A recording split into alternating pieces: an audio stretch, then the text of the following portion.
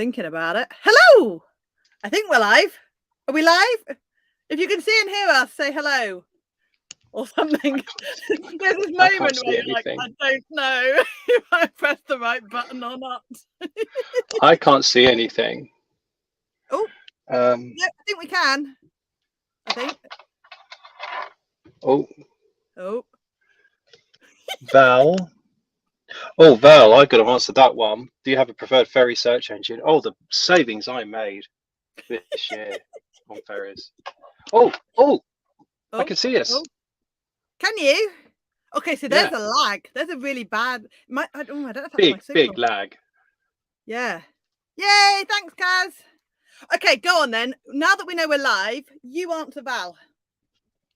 Val, yes, I do. It's called one of the two major touring organisations, either the Caravan and Motorhome Club or the Camping and Caravanning Club.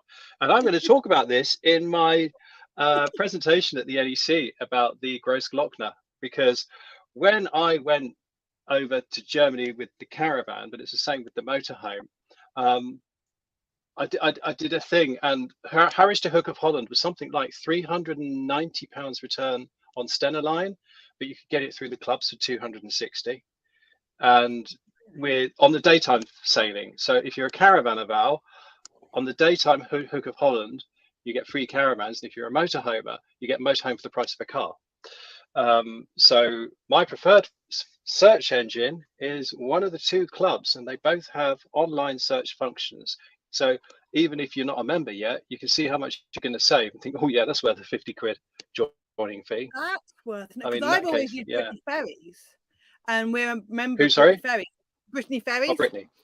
Ferry. And you can save quite a lot of money as a Brittany Ferry person, but I don't think you can save that much. That's a huge saving through the club. It was huge. I've got screen. If you care to come to my presentation at the NEC about touring about the drive of a lifetime in a motorhome over the Großglockner, I've actually got screen grabs about that. That looks amazing. I can't wait to come to your talk, Kat, about Norway, because Norway was epic. Norway was epic. Should we just meander, or should we? What does meander? Let's say hello to a few people first. Hello to a few people. We'll dive in. Hello. Also, we got Petra and Andy are in Sardinia. Hello, thanks for coming in. They're my friends who look after me when I go to Germany. Sorry. Hello, Jim and Sue. And Kaz is here for some Dougal. So you've got a sleeping Dougal, and I've got a sleeping Mac. Both. So can you move your camera enough? I can certainly move mine to show me. I've got so much rubbish on my desk here. Hang on. So you're in your new caravan, aren't you? I am. Right, Dougal. Oh, bless him. Dougal. Look up, Dougal. Your public are waiting. Dougal, come on. Sorry, Kaz, I think this is the best we're going to get. And Andy and Petra are going to want to see him anyway. That's the best you're going to get tonight. Dougal, your public are waiting for you. Dougal. Oi. Oh, dear.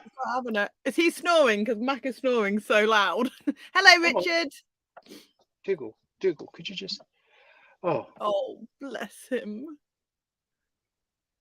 There. I think that's the best we're going to get tonight. Oh. Hello, Mary and Archie. Right. We've got Jutta. Hello, Jutta. And you said hello to Richard. Kaz, that's about as much Dougal action as you're going to get. Yeah, I know. We're not doing it. So let us start. We've spoken about the NEC, so let's start with the NEC. You're talking at the NEC. So am I. If you haven't got your tickets already, have they sold out on Sunday now? I think they have, haven't they? I know Saturday was sold out. I don't know if Sunday sold out. I think Sunday's very near, if not out already. So if you haven't got tickets yet, get them. Now, if I was clever and organised, I would have the link. Oh, hang on. I might have the link. mcshow.co.uk. Yeah, I was going to do my one that gave them a discount. How do I do? You have to book before Sunday, isn't it? If you want the discount. I think so. There we go. I've put a link in the comments that should give you, I think it's 10%, 15% things off. So yeah. Right, talk to us about your talks at the NEC. Thank you, mate. I'm doing 2 talks at the NEC, and then you can tell us about yours. So my 2 talks I'm going to be doing, and they're both on every day. So I'll be talking about touring the drive of a lifetime, which is the Großglockner Pass, or the Großglockner High Alpine Road. Sorry, my microphone's over here. I've just realised. Sorry. You're so much more professional than me. I'm just shouting at the laptop. So the Großglockner High Alpine Pass in Austria, which is just phenomenal. There is a video about it on my channel when I did it, when I went touring with the Detlef's Trend, and I've given a lot more background information about the tour, why it is a bit of a bucket list thing, what you can do on the tour and all that. So that's one of the talks, and the practicalities, how to get there, where to stay, how to book your site, all that kind of thing. So that's aimed both at motorhomers and caravanners, because if you take your caravan, you can take the car around the pass, and if you're very clever and you're like Kat and you take your motorbikes, that's the ideal solution, because I would have loved to have done it on a motorbike, but we did it in a 3.5 ton motorhome, but never mind. And then the second talk I'm doing is electric touring, is it for me?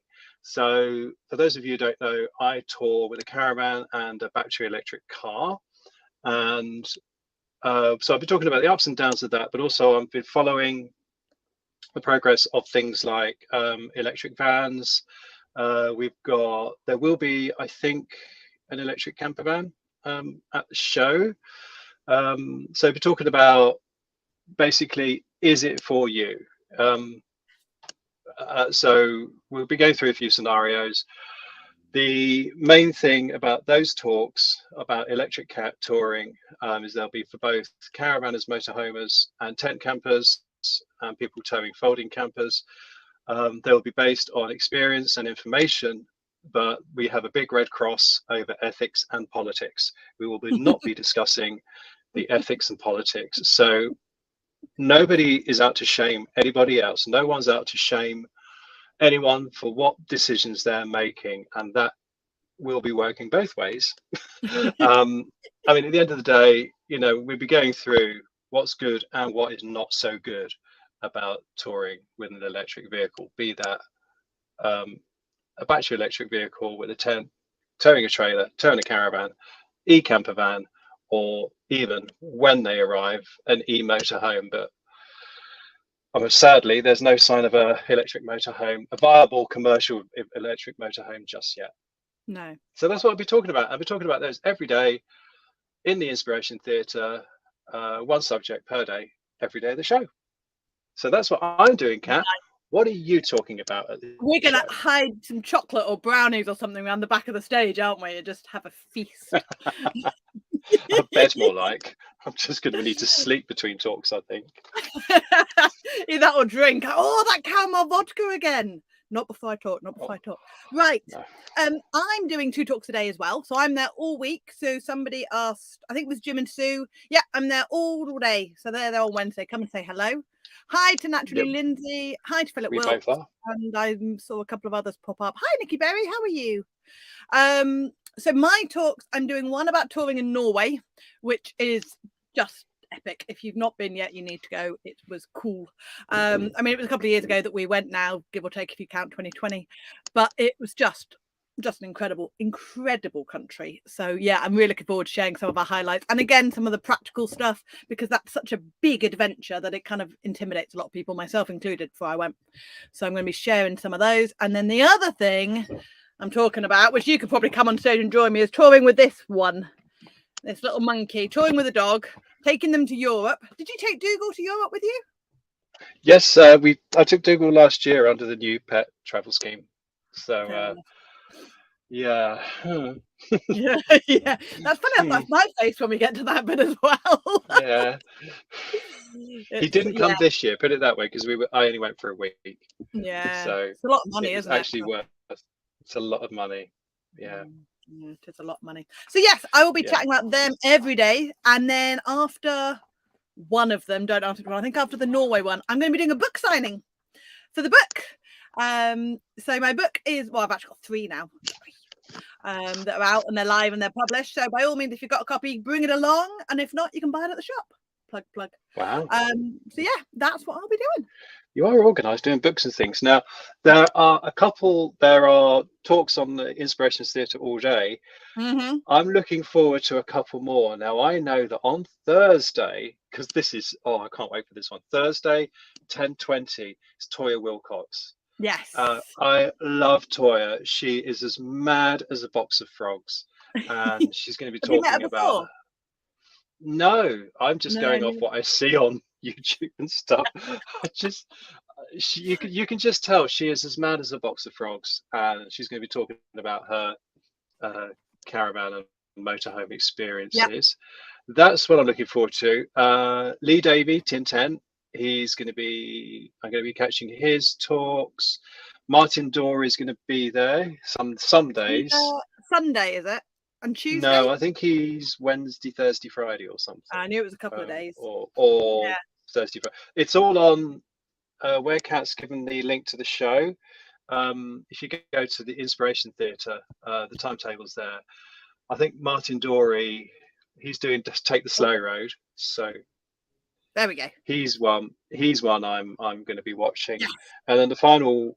I mean, there's loads of talks to see, but the ones I'm not going to miss are yours about Norway, Lee Davies about motorhome or caravan holiday versus package tour, Toya, Martin Dorey, slow travel, because I love slow travel, and then the final one I'm looking forward to is Roaming with the Radfords are going to be there. Yeah. And when I was following their trip to Albania and Croatia, I mean, I was exhausted just by following it on Instagram. What they did. So I'm going to be there on the front row pulling faces on all of those talks. We did popcorn and just heckle them. No, we won't do that. So, no, it's cool. Yeah, there's some fantastic, and there's a couple of others as well that I caught. What's her name? Jody, my brain's gone. Anyway, there's a couple of other people who are going to be amazing. So yeah, it should be quite good fun. What else is going on the show that you're looking forward to? It's going to be hosted by Roland Riverman. Well, I have just seen that the Heimer Venture S is going to be there.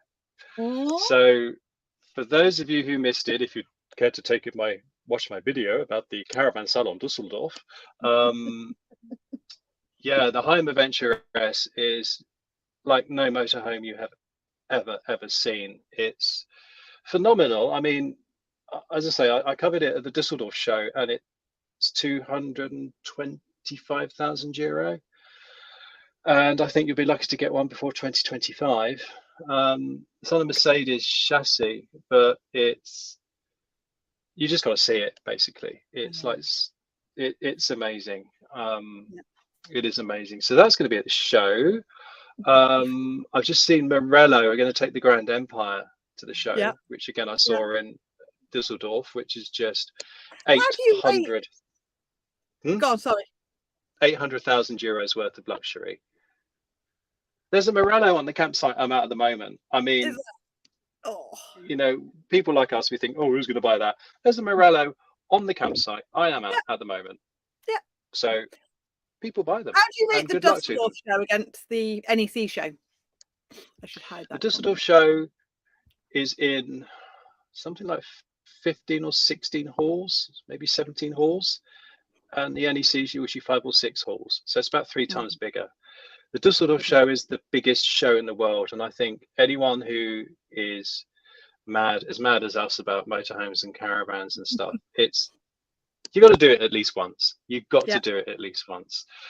And I still remember the first time I ever went in 2017.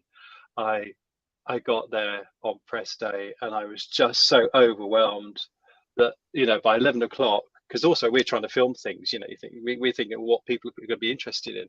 There was just so much. I just sat down, and I remember ringing up Dan Trudgeon and just saying, I don't know what to do. I don't know what to do. It's so big. There's so many things. I just don't know what to do. So yeah, Düsseldorf is Phenomenal. We should go at some point and do like a challenge Annika style something.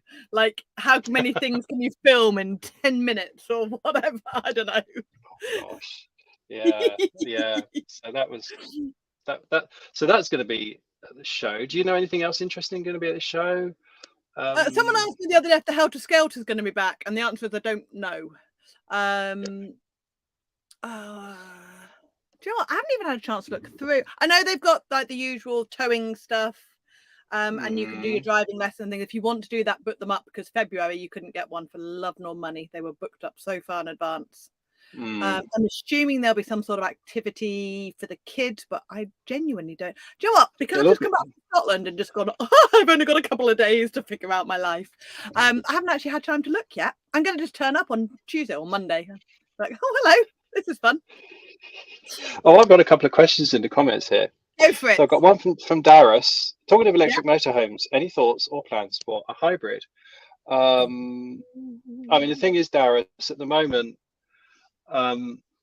you do not need me to tell you about the supply issues of chassis for motorhomes, and it's one of the things I'm going to be talking about in my electric touring talk. I'm not sure if plug-in hybrids will actually make motorhomes, or whether motorhomes will just go straight from diesel to battery electric, because there's still no real sign of a viable electric motorhome. Maybe there'll be some plug-in hybrids, but it'll just be down to what chassis are available at the time. And at the moment, I think the manufacturers are having a hard enough time getting hold of established chassis. So as far as motorhomes go, it's still very early days, and I think that the longer it gets sort of put on hold for, and the closer we get to 2030, I think the less need there will be for plug-in hybrids, because by the time there are enough battery electric chassis for motorhomes, they will hopefully be a viable option for people to go 200 miles before needing to charge and stuff like that. I mean, at the moment, the battery electric camper vans can do, I think Tonka, the Dutch company with the Mercedes, said it could go, I can't remember now, was it 150 or 190 odd? Because like the e-Transit at the moment, the e-Transit can do 200 miles, but when it's fully loaded, it can do about 130 miles. But then 130 miles is still 2 hours traveling. But then how long does that take to charge up again? So what's interesting about that is it's only got like 100 kilowatt capacitor, so it would take about an hour to charge, or 40 to 45 minutes maybe, depending on how much you run the battery down. Something like the Kia EV6 that I've got can do it in 18 minutes, because it's got a 225 or 230 kilowatt capacitor. So they're super fast, and as new things come online, they'll be fitted with super fast capacitors for super fast charging, and it's real, incremental. What's the range on your Kia when you're towing? About 140 miles, and then it can recharge in 20 minutes. Yeah, and then but you'd only recharge at that speed. You'd only recharge to 80%, and then you would be looking at about 90 miles. 90 to 100. Yeah. So yes, there was another question too. So sorry, Russ, I can't be, sorry, Darius, I can't be more specific than that. Got one from, I saw Kaz asked, Norway or Austria, which would you pick? I've not been to Norway, so I can't say. I mean, that's a tough one. Have you been to both, Kat? I have been to both. I think a lot of that's going to depend on how long you've got. I wouldn't recommend going to Norway for less than 3 weeks. If you don't have a good 2.5, 3 weeks, unless you're going to fly in and hire a van, which I'm assuming you're not. If you haven't got that period of time, it's too far. So I would pick Austria for that. And they're both stunning. I'd agree. Yeah. Yeah. I mean, I love Austria. I really love Austria. I haven't done the last lot. I'm looking forward to and I haven't been to Norway. But having said that, you know, I'm thinking I'd like to go to the North Cape, but that's a 6-week trip, really. Yes, Realistically, easily. especially if I'm going electric. It's a long, I don't long know way. what Norway's like in terms of electric charging points. Well, it's the best in the world, basically. They are pretty good at that, aren't they? DS Compton asked you about travelling to the Hebrides. 2.5 wide caravan. Now, this is always a really interesting question. People saying, "Oh, bit worried about the Hebrides." The thing is, most of the roads in the Hebrides are single track. The big Pantechnicon that delivers for the co-op, you know, does them okay. I would say the roads from Glasgow through to the Isle of Skye, which are two-way roads, I would say they would be more challenging with a 2.5 meter wide caravan or motorhome than the roads in the Hebrides, because a single track road, I say, is easy peasy. You can stop and let people go past either direction. There's no stress with a single track road. With a two-way road, you can be bombing along you know, if you're in a caravan, 50 miles an hour, and then suddenly you'll get a bridge that's not quite wide enough for 2 lanes, and there's a lorry coming the other way, and you've got to slam on the anchors because he doesn't care about scratching his lorry more than you care about scratching your caravan. So I would say no worries at all about visiting the islands with a 2.5 meter wide caravan, but anywhere, Wales, Cornwall, Scotland, it's those two-way roads that aren't quite wide enough. You know, they are just about wide enough for 2 lorries to pass. They are more challenging than island roads, in my opinion. One of the clips I've got in my Norway talk is of us on a single track lane with passing places coming head to head with this lorry. And obviously we were 7.8 meters with the bikes on the back on a trailer. And he was like, well, I'm not going to reverse. And we're like, okay, we'll reverse. But you just got me on video going, oh crap. No, I mean, generally in the islands, it never comes to that, because as long as you're doing a steady speed, you can always see the next passing place. Yeah. And you can always see a lorry coming. So, you know, the unwritten rule is if you see a commercial vehicle coming on a single track road, you pull in at your first available opportunity, because number one, it's more difficult for them to stop or reverse, and number two, they're on the job, you're on leisure, you know. You stop, you let them carry on. So anyway, so thank you for that, DS Compton. I hope that was some help. Who've we got? Pam and Paul. Yeah, you missed. We were chatting about the NEC a bit. If you're coming to the NEC, you might want to go back and rewatch that. Do you expect more LPG outlets in the southeast anytime soon? I don't think they're going to put any more LPG outlets in anywhere. No, I think what we've got now, which is frustrating, but I don't think they'll get rid of them completely, because there are still enough vehicles that use them. I just don't think they're going to invest any more money in putting any more infrastructure in, unfortunately. No, sadly not.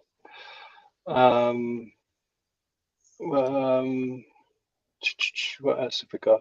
I'm working my way. So Andy and Petra, who are currently on holiday in their Bursna Licio M Harmony line, have said for Norway they would consider you do need more than 3 weeks. And I think you said a minimum of 3 weeks, and I think you would barely scratch the surface, and you'd probably get quite frustrated. 3 weeks. The thing is, too, so if you go to Austria, you know, you have to go through Belgium or France and Germany, and it's just a bit more of an adventure, I think. To start with. Nikki's asking, what route do you use to do Norway? Come and watch my talk. And if you can't, to be fair, if you can't make it to the NEC, I am this time doing something that I should have done all the other talks. I'm actually going to film my talks while I'm practicing them, because I have been asking to get copies of them afterwards, and they do film them for me, but trying to get copies of them, because it's a totally different company, it's not the actual show that does it, has been difficult. So, and when I'm recording them of myself actually talking, the audio is never good enough. So I'm filming myself in advance, just a version of the talk, because let's face it, every time I do it, it's different. I sort of chat and make things up as I go along. But you will be able to see it. Obviously, I won't put them on YouTube until after the show, but if you can't make it to the show, you will be able to see a copy of it. I don't know if you're doing something similar, Andrew. No, but that sounds like a brilliant idea. That sounds like a brilliant idea. Yeah, so many people either can't make it or whatever, and I figured this year I'd do it. I've just and where you just said about come see the talk, I would say the same to Bruce, who's asked, would hydrogen be a better option in the future? Oh, hydrogen is a hot topic at the moment, and do come and chat with us at the NEC, Bruce. Basically, the long and short of it is 1 kilowatt of electricity will give you 800 watt hours storage in a battery electric vehicle, only 380 watt hours in a hydrogen fuel cell electric vehicle. When you see people talk about, oh, we're going to start pumping hydrogen to people's houses, you think, okay, you're on a different planet, because why would you pump hydrogen to people's houses to replace gas when every kilowatt of electricity is only going to give you 380 watts of power, when you can use what's called a cable and take the stuff called electricity straight to the house, where 1 kilowatt of electricity will give you nearly 1 kilowatt of power. So 380 watts from a lot of effort. Oh, I've seen a good one here. Claire's asking about Fiat chassis. Do we know if deliveries are coming through and what delays are due to? So many there are, Claire, so many rumors. Do you want to go on this one, Kat? I have no fixed knowledge of. I know that deliveries are slowly trickling through, but if you know more information than that, by all means, expand. Slowly is the word. I never usually feel much empathy for manufacturers, but I really do at the moment. I was talking to one manufacturer who, just before Christmas, and I think this is now why prices are pretty fluid. She said, we were banged with a £2,500 increase on the price of our chassis with no notice on vans that were sold. And as the manufacturers, they can't swallow that kind of price increase. I've heard, I don't know if you've heard the rumors that a certain very large global business suddenly snapped up all the Fiat chassis, which means that they've told the motorhome industry, you're at the bottom of the pile. No, I didn't hear that. I hear all sorts. I mean, all I can say is, Claire, they are coming through very slowly, but I think the writing's on the wall at Dusseldorf, and I think you'll probably see the same at the NEC. So many manufacturers are investigating different chassis to the Fiat Ducato, Peugeot Boxer, to the Stellantis. If we just say Stellantis, so many people now are looking at, if you look at Adria, the Twin is going to be available on an MAN chassis. The Sonic is now available on the Mercedes chassis. You've got Etrusco are now building on Ford chassis, so that many of the Hymer group are building on Ford chassis. So Bob, hello Bob Earnshaw's in the chat, and he says Chausson are now making 95% of their motorhomes on Fords. I think Ford is really going to come, and I wouldn't be surprised if Ford was as big as Stellantis was a few years ago in a couple of years' time. I really wouldn't. I've got a question here that we missed from Jim and Sue. Do I have a diesel heater? Still pondering. Not in the van. No, the van I've got gas, which came with the system. Do have a diesel heater, or did have a diesel heater, I should say, in the boat. There are pros and cons. I know lots of people who fitted them in their vans. What have you got in your caravan? I'm assuming it's gas. This is Whale. It's gas and electric. Oh, okay. Yeah. But it's blown air, and the gas, I would say, is too noisy to use overnight. Do you think? I don't even have that with diesel, would you? Oh, diesel heating too noisy. Yeah. And the other thing that we found on the boat was that our clothes always smell a little bit of diesel. Which was a bit of a, maybe that was just the way we did it. But yeah, and I wouldn't not buy a van because it had a diesel heater, but I don't think I'd go to the expense of putting one in. Having said that, we had a gas issue, didn't we? And if you use LPG, that might be an alternative to put diesel in. Yeah, I mean, again, I was talking to Whale a few weeks ago, and they're trying to push LPG as the cleaner of the fossil fuels, which I guess it is. You know, if you think about it, LPG, it is still a fossil fuel, but it is cleaner than diesel. Yeah. And you know, that might just be something else to think about. But if you can't get it, interesting. But I've got a great segue here, Kat. Segue away. Segue away, because Eric has said about 180 miles electric camper van. What's the impact of the batteries when charging for freezer? You stop overnight. How would you back up batteries charging on the move? So the short answer is, Eric, the only way you wouldn't be charging batteries on the move, because you'd obviously be using the power to propel the vehicle, but you do get some regenerative braking, but obviously that's just going to go straight back into the battery. The battery is going to prioritize whatever you program it to prioritize.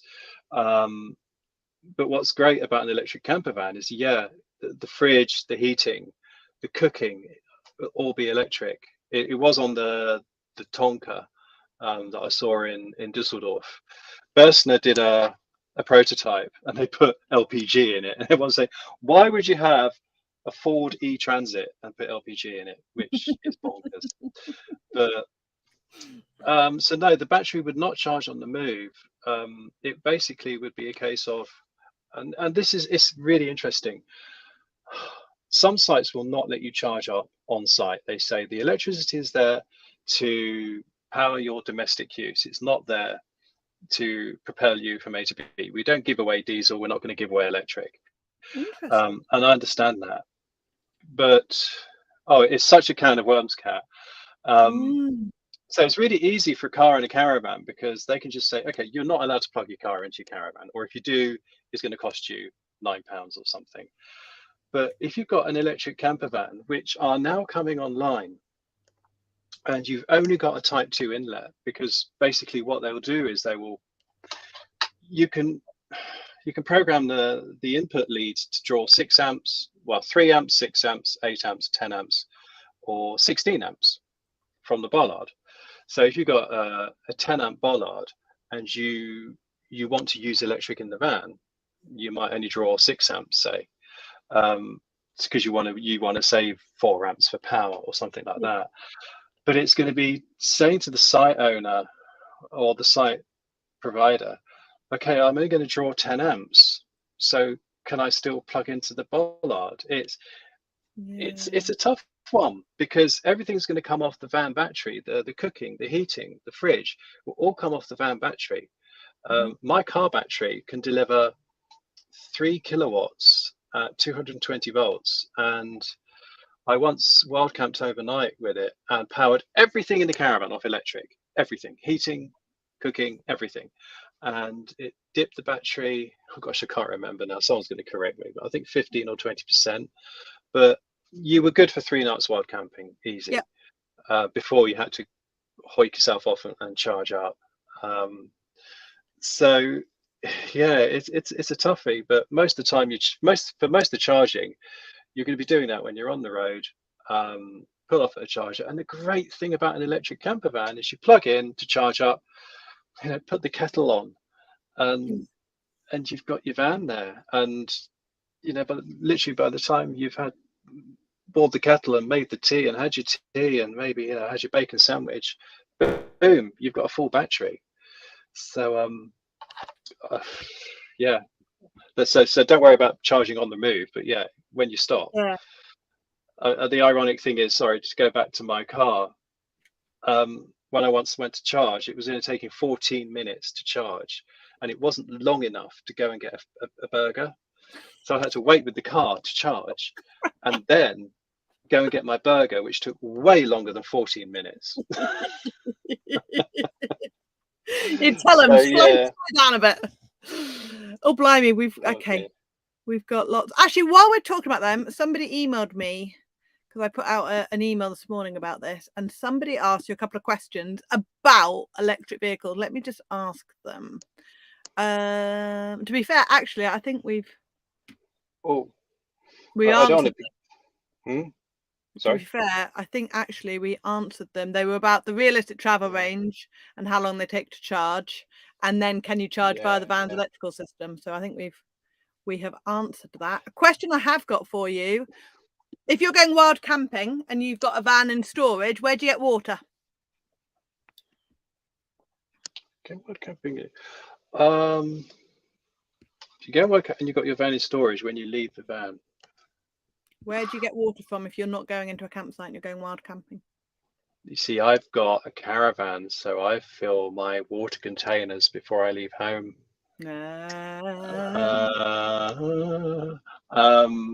Now, speaking of Norway, I was talking to a lovely couple, if anyone knows, oh gosh, no, I've forgotten their name. Andrew and Rona. They got a Mervy, and they quite often work on the Mervy stand. When they went to Norway, they said they would ask at remote petrol stations and stuff. Apparently, and I have not seen this myself, but somebody told me Asda petrol stations often have a tap, and if you ask nicely, they will let you fill up the water tank. I think most of the time it's going to be fuel stations, isn't it? Yeah. You know, or yeah. I mean, I tend to go to a campsite for the first night for exactly that reason. I think that's a wise move anyway. Allows you to fill up, make sure that everything is set up, ready to go, and then I'll go off grid for a few days. And the last night again, so I can empty everything before I put it back in storage. I mean, that's what I did with the deck lefts. Yeah, was first and last nights. Boom. Definitely. Matt asks, have you got any tips, brand new, what to look for from buying? If you go to the Wandering Bird website, Matt, you will find checklist and a book. But what's first things you look for when you're going to buy a van? What, me? Yeah. What to look for? Oh my goodness. Yeah, what do you look for? Where would you start? I guess layout. Oh, well, no, the first thing then, Matt, is what is your license? So the first thing, do you have a B&E license? If not, then you're looking at something under 3.5 tons. Yeah, or a C1 for the motorhomes. Yeah. You know, where you're going to store it. How much space have you got? Are you going to store it at home? So physical size. I guess all the practicalities first. And then the most important thing after that would be layout. What sort of layout do you want? And seatbelts. Seatbelts. I think the top tip, and I always say this to everyone, is just rent. Just just rent a few. See what works for you. You know, rent a motorhome, rent a van conversion, you know, rent a couple of types and see what works for you. And some rental companies who are tied up with manufacturers will give you your rental fee back if you go on to purchase one. Although secondhand, no, that wouldn't work. So Matt says he's looking to buy one in the next year or two. So I would say, Matt, in the next year or two, focus your holidays on renting a camper van or a motorhome and just seeing what works for you. Yeah. Totally agree with that. Totally agree with that at all. You guys are awesome. Oh, thanks, Alan. Oh, thank you, Alan. Taking the motorhome to the continent with the bike on a trailer. Any tips? I think a lot of that's going to depend on how you are transporting your bike. If you've got a garage, you can put your bike in. Easy peasy. Make sure you've got the paperwork for it. I can't tell you how many times we've forgotten that and had to go back for it. If you have got it on a trailer behind you, I would take an extra lock for the trailer. Because occasionally on a lot of campsites, you have to park the trailer next to your van, assuming you're taking a motorhome.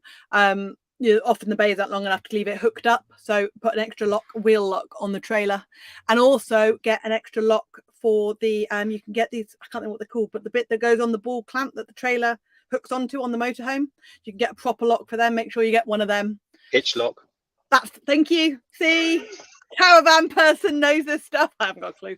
But I know that was really good. And then apart from that, is epic. Go to Germany and go to Norway and go to Austria.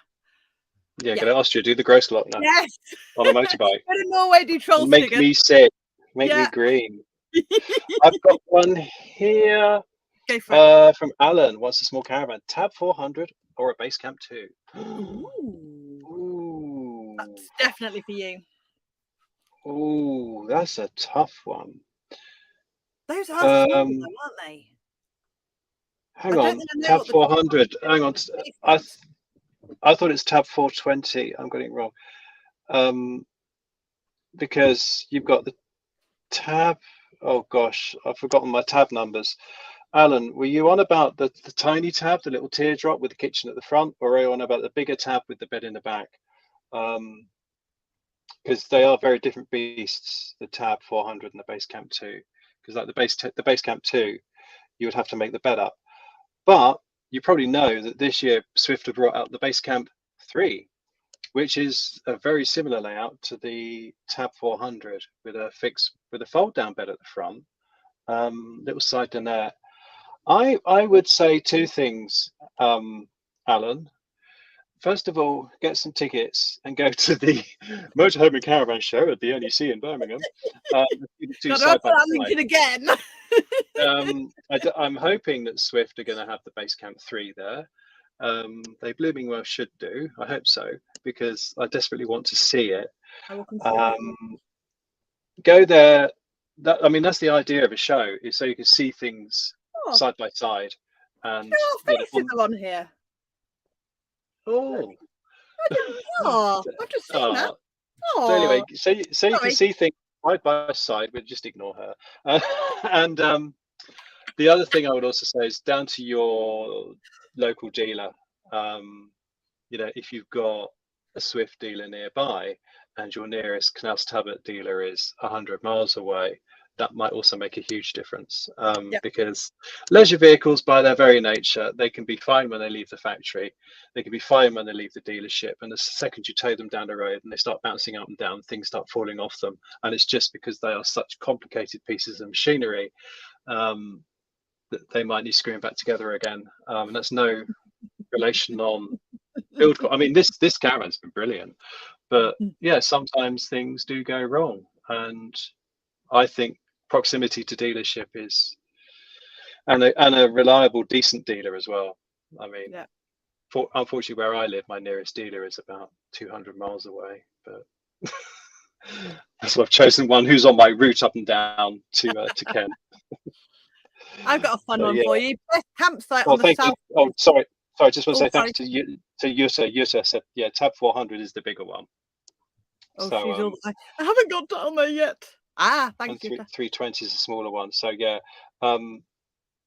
so to compare the base camp 2 with the tab 400 is not comparing apples with apples, but the base camp 3 with the tab 400, I think the tabs look cooler, definitely look cooler, but I think the Sprite, the base camp might just be more practical. Anyway, that's my thought. Can you hire caravans? Sorry? You must be able to hire caravans. You can, but normally they're sighted. Oh, okay. Yeah. You try and hire both, see which one you like better for a weekend or whatever. I don't know any way you could hire either. Yeah, no, you don't see it very often, do you? Gap in the market. Right. Best camping site on the south coast. Have you been to any campsites on the south coast? I'm assuming that means south coast of England. Feel free to. My favourite one is absolutely nothing special, but I love it to bits. So I'm thinking, why is there water on my computer? Oh, it's raining coming through the roof light. This is my favourite. It's not good. No, the roof light's open. Well, my favourite campsite, I guess I've got two.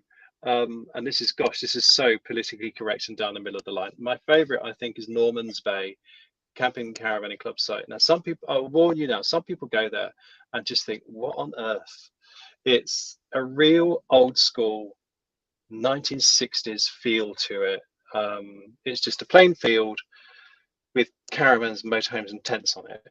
And across the road, there is a pebble beach. and it's their own beach, and it belongs to the Camping and Caravanning Club. And I guess too, because I like kite surfing off the beach and stuff. And you can cycle into Eastbourne. It's nothing special, but it's got this old school charm about it. If you went caravanning or motorhoming in the 1970s, you will love Norman's Bay. I love it so much. But other than that, Brighton Caravan Motorhome Club. It can be a bit busy, but you can you can park your motorhome. It's 45 minutes walk into town, or there's a really good bus service into town. And Brighton is fab.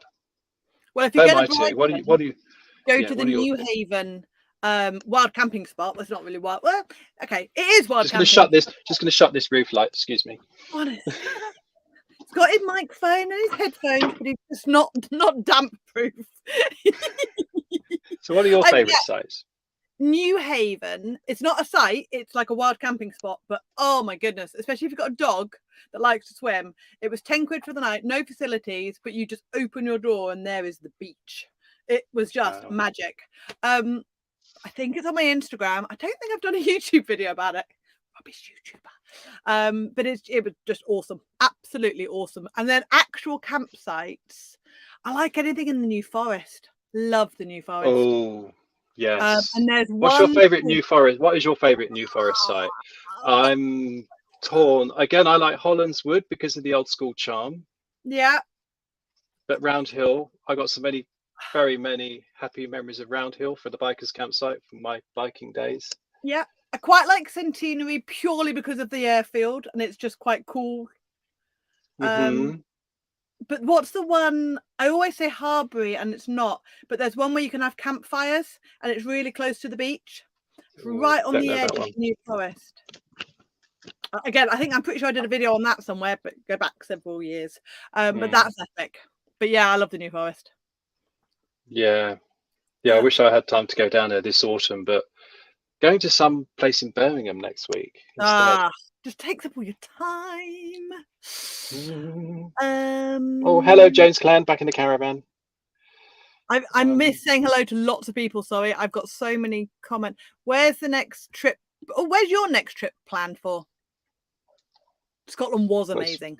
Go to Scotland. It was epic. Yes. Well, yeah, that was aimed at you. Yeah. Where's your next trip? Where's your? My next trip planned is home, which is Scotland. I just can't. Might be NEC, funny enough, via Brands Hatch, because it's the last weekend of British Superbikes this weekend. I've just jumped down so we can go back. Raymond Dixon said Penchuan Sands in East Cornwall, great on the beach. Yes. Have you been to Penchuan Sands? I have not. Oh, I went there once. I hadn't thought about Devon. Devon. I mean, yeah, it's south, isn't it? Oh, Bob loves Blacknall and Round Hill. Yes, Blacknall. Thornton Sands, right on the top of Devon. Amazing fish and chip shop at Braunton. And then that beach is epic and it's dog friendly. But yeah, lots. Right, sorry, we're going back up. My next trip, not including the NEC and Brands Hatch, and possibly some faffing around in December, because might be going to Iceland. That's a might. Hopefully going to Tenerife. That's a might. But actual trip in the van, I'm going to go to Ireland. You're going to do the Wild Atlantic Way? I am. I'm going to do it in March and April, which could be a mistake. But I want to do that. Oh, there's two things I want to do. Two things I want to do is, well, there are three things I want to do. One is go to the North Cape, go to Norway. One is the Wild Atlantic Way. But the third thing I want to do, which is the thing I really need to do, I just want to stay home for a bit. I am so tired. And you live in such an incredible place, to be fair. Yeah, and I've not, the first 2 years I lived there were COVID years. And then this year I've been on the road so much. I've not had a chance to, be a part of the community, which I desperately want to do. So, I might not be going very far at all next year. And if I do, it'll just be Scotland. Well, I think I'm coming up to see you because that's my other big trip. I'm going to come and do the Hebrides. Oh, crikey. I'll be out. Summer.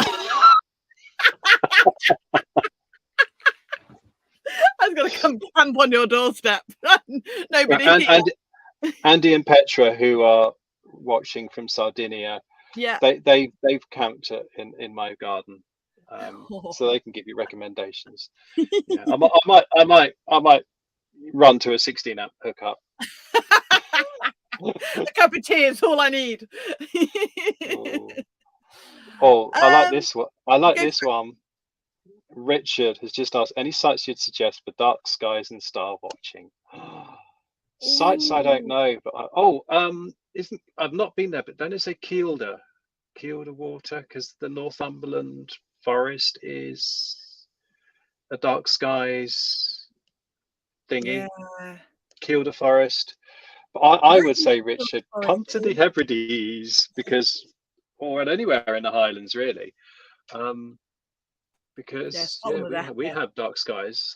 I can sit in bed and see the northern lights sometimes, so that's amazing. It's amazing. And I would just say with sites, I would definitely go for either wild camping or a CL or a CS, something really, really informal, because many commercial campsites put lights in, which are no good for dark sky watching. I wild camped in the Peak District. That I have done a video on. That came out last week or whenever it was. But the stars then were just phenomenal. That was absolutely incredible. But on the islands, we have very little, barely any light pollution whatsoever. So it's awesome. Awesome. Absolutely. Or Kaz says Tim and Tool is great for star spotting. Where's that? Tom and Tool. I've heard of it. Tom and Tool? Yeah, and Richard agrees Kielder for the dark skies as well. Yeah. And Andy and Petra in Sardinia say, yes, we do love the campsite, Shea Dougal. Yeah. Nikki says Bellingham. Again, I'm not sure where that is, but camping caravanning club site. Right. Ideas of earning income when you're on the road.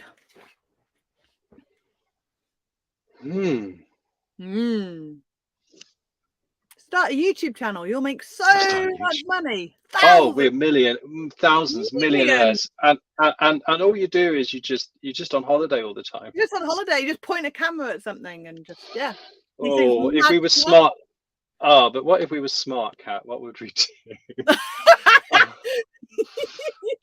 I think basically start a YouTube channel. Yeah. I think basically anything that you can do remotely with a computer. I guess. And YouTube's one of them. But I don't recommend it. I would recommend it, but it's not going to earn you a lot of money. No. I mean, for example, when I was working at Eurostar, I was full-timing. So I had to always be within commuting distance of a station to get to St Pancras. And I managed that for quite a few years. But if you don't want to be tied to one place, I would just say anything that you can just use the internet and a computer. If you go on so there's a couple of websites. One's called Fiverr with 2 R's on the end, and one's called Upwork. And both of those are like remote workers. So if you have a look through that, you'll find the kind of jobs that people offer. And literally, it could be anything from website design, from proofreading and editing to doing accounts. Obviously, you have to have some knowledge of how to do them. There's all sorts of stuff that people offer their services for, and then they offer them on that, and then people hire them through those kind of sites. That's where I would look to get ideas for how to earn money. And I guess there's also the old traditional ways, which would be like, go down to France for harvest, grape harvest. That's true. There's always going to be manual labor. And another thing that some people do is dog sitting or pet sitting. So you can do like when people go on holiday, they don't want to leave their homes unattended. House sitting, yeah. But So you can actually travel between house sits and earn the money whilst you are house sitting in one place, and then go off and travel around that. I know a couple of people who do that too. Yeah. Yeah. There yes. Car washing. Car washing's a brilliant one. Go round. And to be fair, I know someone who funds her travels by hairdressing, and she has a sign she puts in her van, and she literally, I'd do it. Look how long mine's getting. It's ridiculous. So yeah. I just need to go where she is, drive around the country just to find her. Wow. So yeah, there are lots and lots of options. Do not just look at the traditional, you'll put a couple of YouTube videos up and make enough to fund your travels. You won't. Sorry to burst anyone's bubble. It's not that easy. Really not. No. Ask Bob Earnshaw. He knows how miserable it is, just like we do. Oh, right, I think I had another question that somebody asked me. If you have a integrated awning on your motorhome or camper van, or I guess caravan, what's the best way of tethering it against strong winds? I'm guessing they got caught out. Oh, got a noise in my van. Got what? A noise in my van. Carry on talking. I might get murdered on live YouTube. Okay. I mean, you're living where I do, where 65 mile an hour winds are common. I would say, don't tether, take it down. Yeah. If there's storms coming, take it down. They are not designed for winds of over like 30 miles an hour. So that's my view. I've seen so many wrecked awnings that, oh gosh, when I was in funny enough in Austria doing the Großglockner, there was this really weird freak storm one night, just like boom out in the middle of nowhere, and yeah, the awning next door just went and it went over the top of the caravan, and the people were out there at 3 o'clock in the morning trying to, I think if you want to sleep, Sands, on the north coast of Scotland, gorgeous campsite. If everyone's ever been, beautiful. But that again had these horrendous 60-odd mile winds. I'm right on this cliff. I was like, it's gonna be crazy. So I mean, when I had an Airstream and people had the Zip-D awnings, some people would tether those down just with a strap pegs and poles. But again, I'd say if you're going to get storms, anything over 30 miles an hour, I'd just take the thing down, and don't risk. They're expensive. Don't risk the damage. They are. It's a pain. Say hi to Penny. Hi, Penny, and Stuart. Apparently, she's our biggest fan, or my biggest fan. There you go. There we go. And hello to Bucko Boss as well. Hi, Shane. Cool. I think didn't that hour fly fun? I think I've asked all my questions. Has anybody else got any quick questions that they want to ask before Andrew disappears? And Mac's woken up. Dougal hasn't. No, bless him. Yeah. Is there anything else that you want to talk about? Oh, I knew what I was going to say. You've got a new newsletter. Try saying that 3 times fast. A new newsletter. About I do. It's called Electric Touring. Electric Touring. So if you go to, I'm going to write this in the comments. Oh gosh, how do I do this? Hang on. Oh, and I like this one. Tips for solo motorhoming as well. We'll come to that one. It's Electric Touring .substack.com. Oh, it's just this. Andy, Petra, help me out here, please. .substack.com. Yeah, because it hasn't come out with a proper link. It's basically aimed at people who are either already doing it or seriously interested in touring with a battery electric vehicle, whether that is a car and a tent, a roof tent, trailer tent, caravan, camper van, an e-camper van, or are interested in progress and updates with the electric motorhomes. So there's nobody else doing it. And it's a bit of a lonely place to be. So basically what I'm trying to do is collect the community together of electric tourers. Yeah. Ideally, it'd be great to have a meetup next year. But we don't have a voice at the moment, and no major organization is interested in throwing their hat into the ring. So the reason I've set up electric touring is so people have got somewhere to go that's squarely aimed at leisure vehicles, but also, for example, with the charging situation, there are some very simple ideas that charging providers can put into place to make life so much easier for us. For example, you don't know, not redesign the whole charging area, but like I say, maybe just have a couple of parking spaces reserved for as a trailer drop, for someone to drop their trailer tent when they need to charge the car.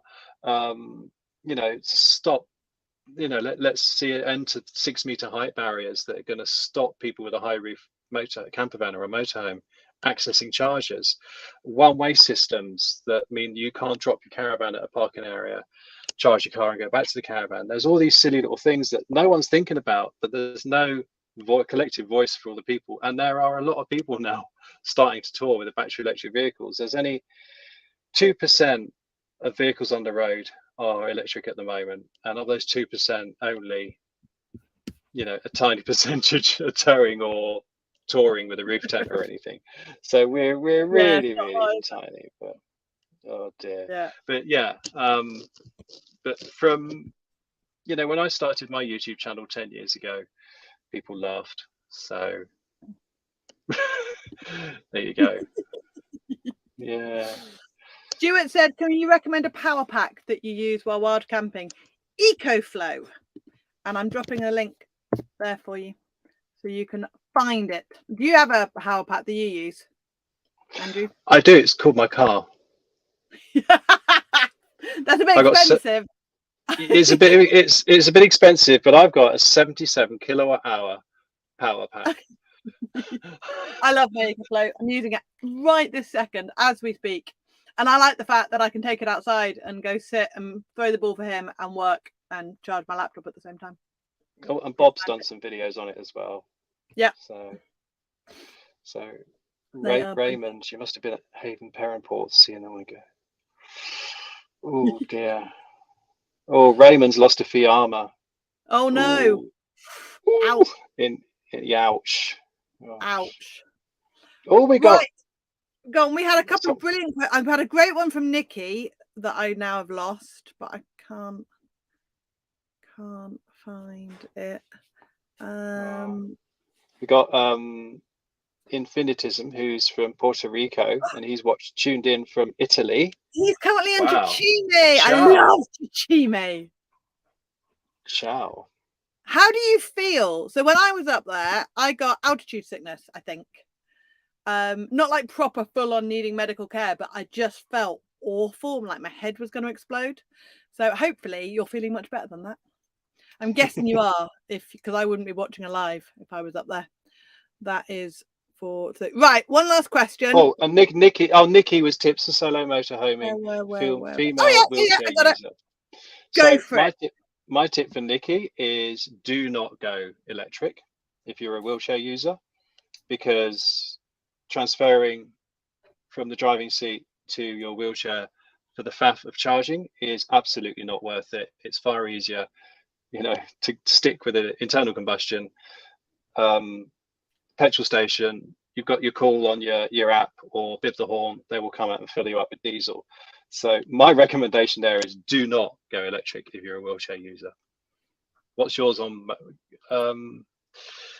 I guess talk to they're going to be at the NEC, Stephen and Carla's favorite converters. It depends. I think it depends really. The big thing, Nikki, for me is do you or do you not need to transfer to drive, or do you have a drive? Oh, you're solo female, so you're going to have to. Do you need to transfer? Do you need to get into the van and then transfer into the driving seat, or can you get into can you leave the wheelchair at the door, get in the van and bring the wheelchair in? Is it a lightweight wheelchair? I mean, I think that's the most important thing. My brother's paraplegic, this is why I say, and he would desperately love to go motorhoming, but there's the issue that he just cannot get into the van and transfer. It's doable, but you need something you could get in through the back. You know, the passenger seat would have to disappear. Whew, it's a biggie. Coach built GB. Coach built GB. They're going to be at the NEC. They're a conversion specialist. Also look at Adventure Wheels. I don't know if it's .com or .co.uk. Yeah. Adventure Wheels, anyway. Stephen and Carla. Carla is a wheelchair user, but Stephen, they're an interabled couple. So she does have a driver. She has a chauffeur. Safety, not getting murdered. Campsites then. The wheelchair goes in the garage, both of them. So Nick can stand and walk a tiny bit, so she can put the wheelchair in the garage and get into the van that way. So that's a lot easier. I'm just reading Nikki's comments here. So I think that's over to you now, Kat. That if the wheelchair can go in the garage, she can get in. I have no knowledge about the wheelchair part of it at all. You are much more knowledgeable than I am. Female with a dog soloing. Well, I did all that round Scotland. I wasn't meaning to be on my own, but we did nearly a month. And funnily enough, what the talk that I'm doing at the NEC next week about with the dog is going to be focused a little bit on whether you leave them or not. My honest answer is, if it's baking hot outside, I'll never leave him in the van on his own. Other than for like 5 minutes when you go to pay for fuel or something, but I won't go off and do anything on a hot sunny day. If it is temperate, like funny enough, it was in Scotland quite a lot, I will leave him. I'll leave him when I go into a supermarket, so that's that half an hour, 45 minutes. And I was going to go around Balmoral Castle. Unfortunately, I got the date wrong, and I thought it opened the day it was just still shut for the Queen, so I didn't get to do that. But I was going to go around there, and that would probably been about an hour and a half of him on his own in the van, and he's all right with that. 2 hours is my limit. I won't leave him any longer than that. And again, that's not if it's a baking hot day. When I travel with my husband and we want to do things like we went to the Menton Lemon Festival a couple of years ago, and no dogs are allowed in that at all. So I went in, and then he stayed outside with the dog, and then obviously we swapped. But when you're on your own, that's really, really hard. And it is difficult. There is no way around it. It means that if you're not prepared to leave your dog for an hour and a half or so, you're not going to be able to go into castles, museums, places that you might otherwise want to go to. And that is one of the compromises of traveling with a dog. Yes, because I am solo with a dog, and I can vouch for all that. Yeah. I can vouch for all that. But at the same time, I would never contemplate, leaving him at home if I was touring the like when I went to Austria, it was just for a week, and I went on the train and all that. So I picked up the motorhome in Germany. I didn't bring him for that because that would have been too stressful for him that week. He stayed with my mum. But yeah, they enhance your touring so much. But as far as safety goes, Nikki, if that's a concern of yours, just stay on campsites. Yeah, it's one of my biggest bugbears. People feel like they must wild camp. Just don't. No. I mean, I kind of just accidentally did because it was really nice and I was being lazy and I couldn't bother to move. So that was in the Peak District, and that was the first time I'd really wild camped by myself somewhere that was totally in the middle of nowhere. But otherwise, just stay on site, stay in pub stops, Brit stops, CLCSs. You don't have to wild camp to have a van life badge. You're still out there doing it. It's okay.